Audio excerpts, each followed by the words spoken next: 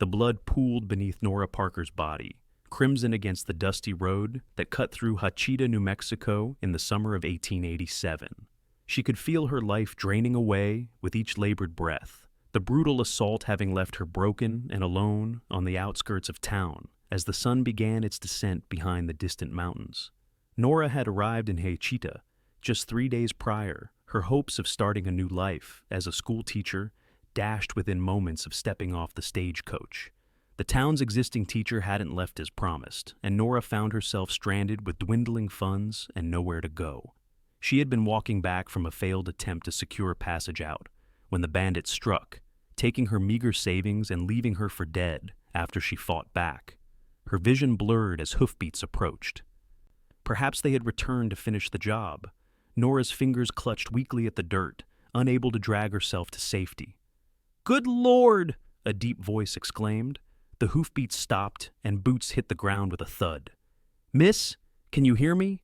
Nora tried to respond, but only a gurgling sound escaped her lips. Strong hands gently turned her over, and she found herself looking into the most striking blue eyes she'd ever seen. "I'm going to help you," the stranger said, his voice steady despite the alarm in his eyes. "Name's Henry Xavier. I'm going to stop this bleeding, then get you to Doc Wilson."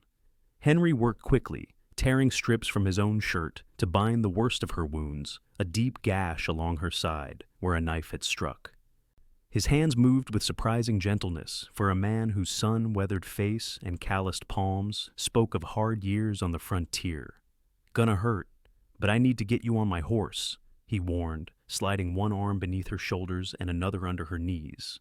The pain that shot through her body as he lifted her nearly sent her back into darkness, but she clung to consciousness, focusing on the steady beat of his heart against her ear as he mounted his horse with her cradled against his chest. "Stay with me," he urged, spurring the horse into motion. "What's your name?" "Nora," she managed, each word an effort. "Nora Parker." "Well, Miss Parker, you picked a mighty unfortunate day to visit our little town," Henry said, his attempt at levity betrayed by the concern in his voice.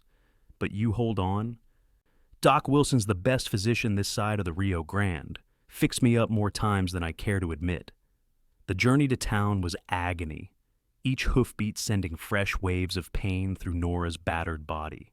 She drifted in and out of consciousness, aware only of Henry's strong arms keeping her secure, and his voice sometimes talking to her, sometimes humming a constant tether to the world. "Almost there," he said as they entered Hachita proper.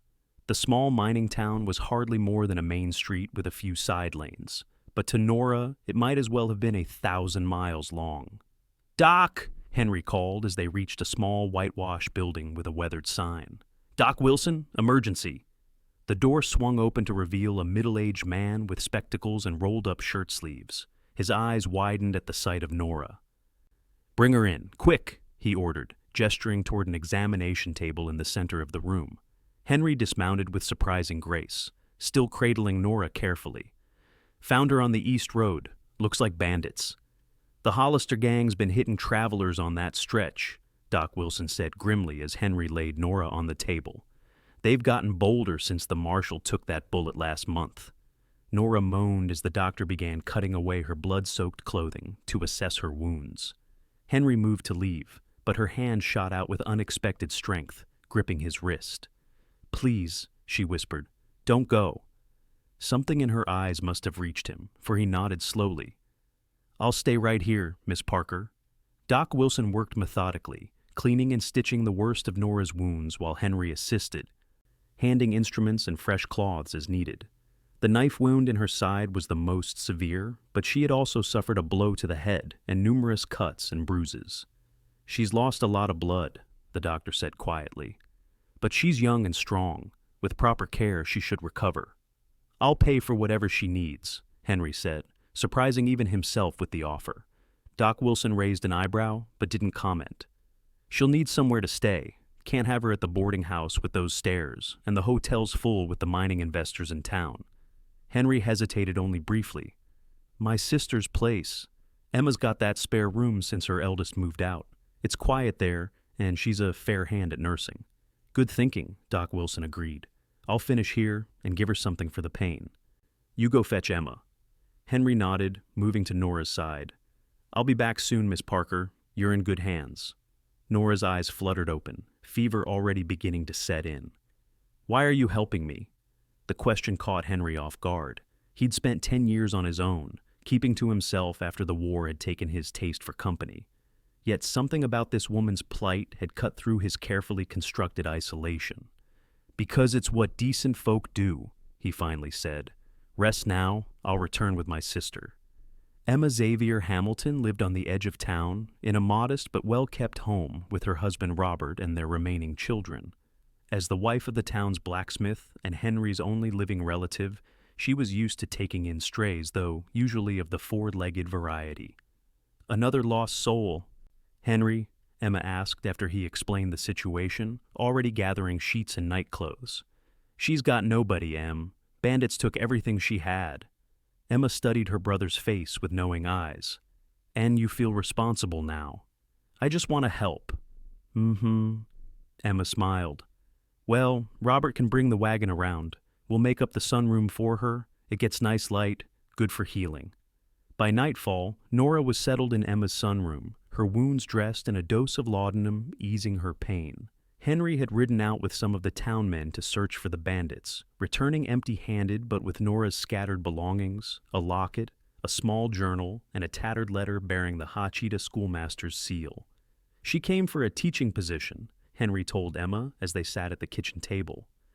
"Letter says they'd offered her the job, but when I asked around town, seems Crawley decided to keep his wife on as teacher after all.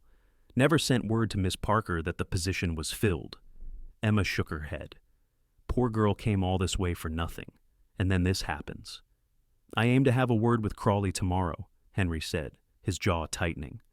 "You aim to do more than that, I'd wager," Emma replied. "But right now, you need sleep. You can take the room upstairs." Henry nodded, though sleep proved elusive that night. His thoughts kept returning to Nora Parker, her courage in the face of pain, the way her hand had reached for his. It had been years since anyone had needed him, truly needed him, and the feeling was both uncomfortable and strangely satisfying. The next morning, Nora's fever had spiked. Doc Wilson visited early, his face grave as he examined her. "Infection's setting in," he told Henry and Emma. "We need to keep her cool and get more fluids in her." For the next 3 days, they took shifts at Nora's bedside, bathing her with cool cloths and coaxing sips of water and broth between her parched lips. Henry read to her from her own journal, mostly poetry and teaching notes, while Emma sang old hymns as she worked nearby. On the 4th day, Nora's fever broke. She awoke to find Henry dozing in a chair beside her bed, his head at an awkward angle and an open book in his lap. Sunlight streamed through the windows, illuminating dust motes that danced in the golden beams. "Mr. Xavier," she whispered. Henry jerked awake, the book tumbling to the floor. "Miss Parker," he said, relief evident in his voice. "You're back with us." "How long?" she asked, her throat dry and scratchy. 4 days, he answered, helping her sip water from a glass. "You gave us quite a scare." Nora's eyes filled with tears. "Why would you do all this for a stranger?" Henry considered the question carefully. "I suppose because once upon a time, someone did the same for me. After the war, I was in a bad way. A family took me in, got me back on my feet." He paused. "Besides, you're not exactly a stranger anymore. I've read most of your journal."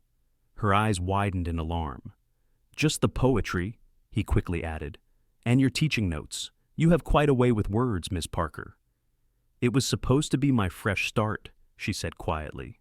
"I sold everything to come here." "I spoke to Crawley," Henry said. "He admits he handled things poorly. Offered to pay your return fare to wherever you came from." "I have nowhere to return to," Nora admitted. "My parents are gone. I was living with my aunt in St. Louis, but she made it clear I had overstayed my welcome." Henry nodded, understanding all too well the pain of having no place to call home. "Well, you're welcome here until you decide what's next. Emma's already grown fond of you, and the children are curious about the lady in the sunroom."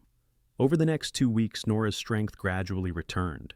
She began joining the family for meals, charming Emma's husband Robert with her knowledge of literature and winning over their children, 12-year-old Samuel and 9-year-old Lucy, by helping with their lessons. Henry visited daily, often bringing small gifts, wildflowers from the prairie, a carved wooden bird, fresh peaches from the Jensen orchard. They spoke of many things: his time as a cavalry scout during the war, her dreams of opening her own school someday, the books they both loved. "Why did you never marry?" Nora asked him one afternoon as they sat on Emma's porch, watching the distant thunderheads gather over the mountains. Henry's hand stilled on the piece of leather he was mending. "Came close once. Her name was Catherine. She took ill with typhoid before we could wed." "I'm sorry," Nora said softly. "It was a long time ago," Henry replied. "And you? No suitor back in St. Louis?" Nora shook her head. "My aunt was determined to see me married, but the men she considered suitable." She trailed off, then continued with quiet dignity. "I decided I would rather teach than be trapped in a loveless marriage." As July turned to August, Nora became a fixture in the Hamilton household. Her wounds healed, leaving scars that would fade with time, though the memory of that terrible day remained vivid. The bandits were eventually caught after robbing a stagecoach near Las Cruces, bringing some measure of justice, though it did little to solve Nora's predicament. "I need to find work," she told Henry and Emma over supper one evening. "I can't impose on your kindness forever." "You're no imposition," Emma insisted. "Nevertheless," Nora persisted, "I need to make my own way." "As it happens," Henry said, setting down his fork, "Mrs. Abernathy at the Mercantile mentioned needing help. Her arthritis is making it difficult to manage the store alone." "The Mercantile?" Nora brightened. "I worked in a shop in St. Louis before coming here. I could do that." "It's settled then," Emma declared, "and you'll continue staying with us. The children would be heartbroken if you left." The next day, Henry escorted Nora to the Mercantile. Mrs. Abernathy, a widow in her 60s with a sharp mind and sharper tongue, took an immediate liking to Nora. "About time this town got some fresh blood with sense," she declared after interviewing Nora. "You start tomorrow, 6 days a week, Sundays off for church. Henry Xavier, you make sure she gets here safely each morning, you hear?" "Yes, madam," Henry replied with a hint of amusement. Few people in Hachita dared to give him orders, but Mrs. Abernathy had known him since he was a boy. As summer faded into fall, Nora settled into her new life. The Mercantile thrived under her organized hand, and she began offering reading lessons to several of the town's children in the evenings. Her relationship with Henry deepened, moving beyond friendship into something neither of them named, but both felt acutely. They rode together on his days off, exploring the rugged beauty of the New Mexico territory. He taught her to shoot a rifle just in case, and she helped him draft letters to the territorial governor about improving the local school. It was during one such ride in late September that they stopped to rest by a small creek nestled in a grove of cottonwoods. The leaves had begun to turn golden, shimmering in the sunlight as a gentle breeze stirred them. "I never thought I'd feel safe again," Nora said as they sat side by side on a fallen log. "After what happened on that road." "You're the strongest person I know," Henry replied. "Most folks would have given up." "I had help," she reminded him, her eyes meeting his. "I had you." The moment stretched between them, charged with unspoken feeling. Henry slowly reached out, taking her hand in his. "Nora," he began, his voice rougher than usual. "I haven't felt this way about anyone since Catherine. I never thought I would again." "Henry," she whispered, her heart racing. The crack of a gunshot split the air. Henry reacted instantly, pulling Nora to the ground behind the log. "Stay down," he ordered, drawing his pistol. "Well now, what do we have here?" called a mocking voice. "Ain't this cozy?" 3 men emerged from the trees, their horses hidden somewhere behind them. The leader, a scar-faced man with yellowed teeth, grinned maliciously. "You're on Carver land, mister. That'll cost you." "This is open range," Henry replied evenly, his gun steady. "Has been for 20 years. "Not anymore," the man said. "Mr. Carver bought the water rights last month. $10 to drink, 20 to leave without trouble." Henry's jaw tightened. Jasper Carver was a wealthy rancher who'd been buying up land throughout the territory, using intimidation when money didn't work. These men weren't bandits. They were hired guns, playing at being lawmen. "We'll be on our way," Henry said, helping Nora to her feet while keeping his body between her and the men. "No need for trouble." The scarred man's eyes narrowed as he got a better look at Nora. Say, ain't you the schoolmarm who tangled with the Hollisters? Heard you survived? Impressive. Nora felt cold fear grip her spine, but kept her face composed. We're leaving now. Hold on, the man said, taking a step forward. Carver might be interested to know Xavier here's sweet on you. Could be useful. Henry's finger tensed on the trigger. Back off, now. The standoff might have ended badly if not for the arrival of 6 riders wearing deputy badges, a patrol from the county seat, investigating complaints about Carver's tactics. Everything all right here? Called the lead deputy as they approached. The scarred man's demeanor changed instantly. Just explaining the new property boundaries to these folks. No trouble. The deputy dismounted, his hand resting casually on his holstered gun. That so? Because it looked like harassment from where we were sitting. After tense words and veiled threats, Carver's men retreated, and the deputies escorted Henry and Nora back to Hachita. The encounter left them shaken, but unharmed, and acutely aware of what they might have lost. That evening, after recounting the day's events to a concerned Emma and Robert, Henry asked Nora to walk with him to the church. The small whitewashed building sat quiet and empty as twilight descended. I need to say something, Henry began as they stood beneath the oak tree in the churchyard. When those men showed up today, all I could think was that I might lose you before I ever told you how I feel. Nora's breath caught. And how do you feel, Henry Xavier? Like I've been wandering all my life, and somehow found my way home the moment I saw you, he said, taking both her hands in his. I love you, Nora Parker. I think I started falling the day I found you on that road, and I haven't stopped since. Tears filled Nora's eyes. I love you too. I was so afraid to admit it, afraid that what happened to me meant I could never.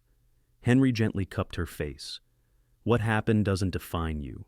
Your courage, your kindness, your determination, that's what defines you. That's what I love. Their first kiss was gentle, a promise exchanged beneath the spreading branches of the old oak. When they returned to the Hamilton house hand in hand, Emma took one look at their faces and burst into happy tears. About time, Robert said, clapping his brother-in-law on the shoulder. Was beginning to think we'd need to lock you two in the root cellar. The news spread quickly through the small town. Mrs. Abernathy declared herself not one bit surprised, and immediately began planning the wedding details with Emma. The children were ecstatic, especially Lucy, who had already taken to calling Nora Aunt Nora weeks before. They married on a crisp October day, the church overflowing with well-wishers. Nora wore a cream-colored dress that Emma and the local seamstress had worked on secretly, with lace salvaged from Emma's own wedding gown. Henry, in a new black suit that made him look uncomfortable but undeniably handsome, couldn't take his eyes off his bride. Never thought I'd see the day, Doc Wilson commented to Mrs. Abernathy as they watched the couple exchange vows. Xavier was the most confirmed bachelor in 3 counties. Takes the right woman, Mrs. Abernathy replied wisely. And sometimes the right circumstances. Henry had spent the weeks before the wedding building a small house on the edge of his property, a cozy 2-room cabin with a view of the mountains. It was there he carried Nora over the threshold as husband and wife, into a home filled with simple furniture he'd either made himself or traded for, and touches Emma and the other town women had contributed curtains, quilts, a braided rug before the hearth. It's perfect, Nora breathed, taking in the humble but loving details. It's just a start, Henry promised. I aim to add on as we need more room. Her eyes met his, understanding his meaning. A family of our own, if you want that, he said softly. More than anything, she assured him, rising on tiptoe to kiss him. Their first year of marriage brought challenges and joys in equal measure. Jasper Carver's attempts to control the region's water rights led to legal battles that threatened many of Hachita's residents. Henry joined with other small ranchers to fight back, sometimes leaving home for days to testify before territorial judges or gather evidence of Carver's strong-arm tactics. Nora continued working at the mercantile while also teaching reading classes 3 evenings a week at the church. When the actual schoolteacher fell ill in February, she stepped in for 6 weeks, confirming what many in town already believed: she was a natural educator, with a gift for inspiring young minds. "You should be the permanent teacher," Henry told her one night as they sat before their fire. "Everyone says the children learn more with you in 6 weeks than in 6 months with Crawley." "Perhaps someday," Nora said, a secretive smile playing at her lips.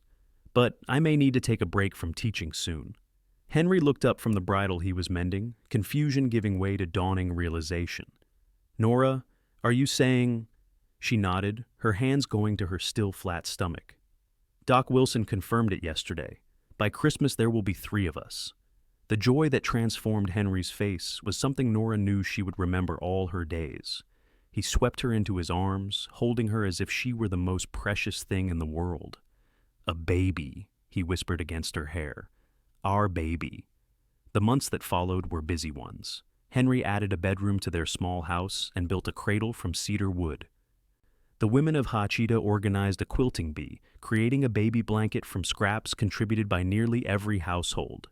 Even Mrs. Abernathy showed a softer side, knitting tiny booties and caps. As Nora's pregnancy progressed, the conflict with Carver finally resolved. The territorial court ruled against his water claims, and facing mounting legal costs and public opposition, he sold his holdings and moved north to Colorado. The victory celebration in Hachita coincided with the Harvest Festival, a weekend of music, dancing, and Thanksgiving. "To think," Nora mused as she and Henry sat watching the townspeople dancing in the square, her hand resting on her rounded belly. "None of this would have happened if you hadn't found me that day." "I thank God every day that I took the East Road," Henry replied, his arm around her shoulders. "Even if the circumstances were terrible." "From tragedy to blessing," Nora said softly. "My mother used to say God works in mysterious ways." "Your mother sounds like a wise woman," Henry observed. "I wish I could have met her." "She would have loved you," Nora assured him, "almost as much as I do." Their son, James William Xavier, was born on a snowy December night with Doc Wilson attending and Emma assisting. He entered the world with a lusty cry, and his father's blue eyes, a healthy 8-pound boy with a shock of dark hair. "He's perfect," Henry whispered, cradling his son with awestruck gentleness. "He is," Nora agreed tiredly, her face glowing despite her exhaustion. "Our miracle." Spring brought more changes to Hachita. The railroad finally extended a spur line to the town, bringing new commerce and opportunities. The town council, which now included Henry among its members, voted to build a proper schoolhouse and to offer Nora the position of head teacher once James was old enough. "You don't have to decide now," the mayor told her when they presented the proposal. "The building won't be ready until next year anyway, but there's not a parent in town who wouldn't be proud to have their child learn from you." Nora, with James sleeping against her shoulder, looked to Henry. The pride in his eyes gave her the answer. "I would be honored," she said. "Education is the future of this territory. These children deserve every opportunity we can give them." On the anniversary of the day Henry found Nora bleeding on the East Road, they rode out together, James secured in a special carrier Henry had designed for his saddle, to the spot where their story began. The location held no fear for Nora now, only a sense of profound gratitude. "It seems like another lifetime," she said, as they dismounted near the bend in the road. "I was so certain I was going to die here." Henry took her hand, his other arm supporting their son. "Instead, our life together started here." Nora smiled, leaning against his shoulder. "Who would have thought that the worst day of my life would lead to all this happiness?" "I knew you were special from the moment you grabbed my wrist in Doc's office," Henry admitted. "Weak as you were, fighting so hard to live." "I had something to live for," Nora replied. "Even if I didn't know it yet." They placed a small cairn of stones by the roadside, not as a marker of tragedy, but as a monument to resilience and new beginnings. As they rode back toward town, toward the life they had built together, the setting sun painted the landscape in hues of gold and crimson, a reminder of how beauty could follow darkness.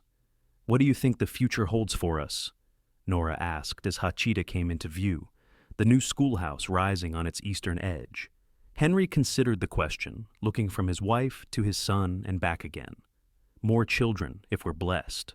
More challenges, certainly. But mostly, I think our future holds love, the kind that saved us both. Nora's hand found his, their fingers intertwining as naturally as their lives had.